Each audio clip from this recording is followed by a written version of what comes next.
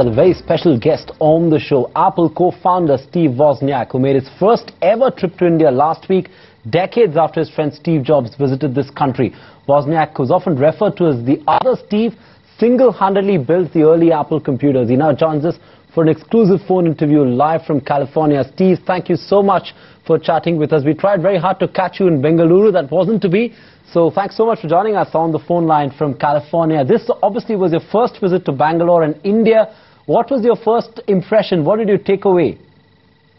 Having never been there before, seeing how crowded things were, the infrastructure of the country is fairly undeveloped. The enthusiasm for technology is the highest in the world.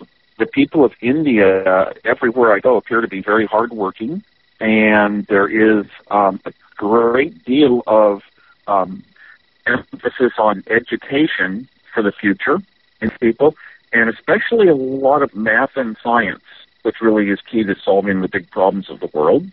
I saw a very, industrious nature, a lot of people that really are excited, young people that want to start companies and have big products and success in their life.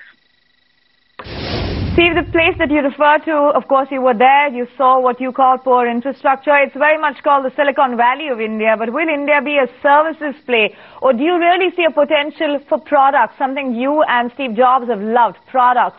Do you think we could see an Apple coming out of India and its innovation abilities? My suggestion would be, first of all, you have to have people that are,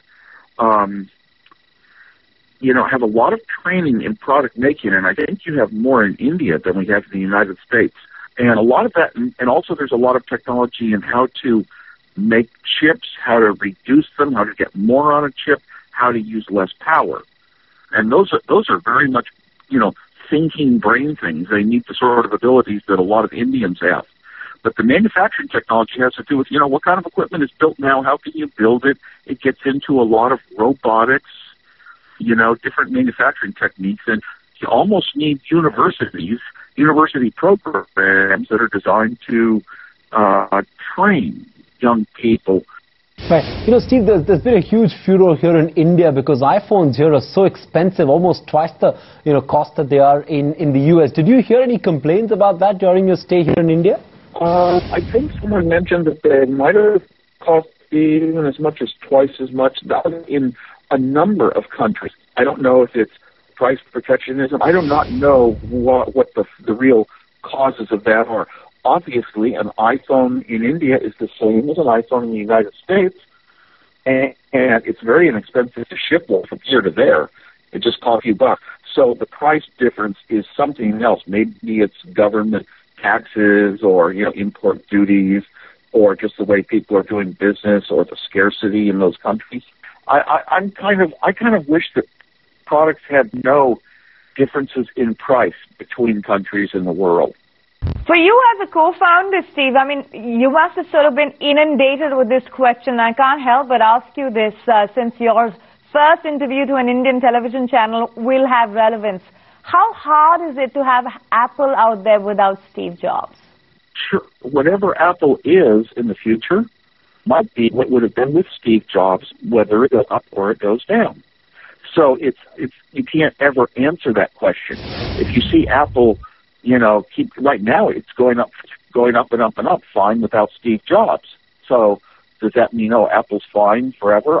Who knows? Maybe it would have done better with Steve. Maybe worse. You're asking a question that can't be answered now that Steve's gone.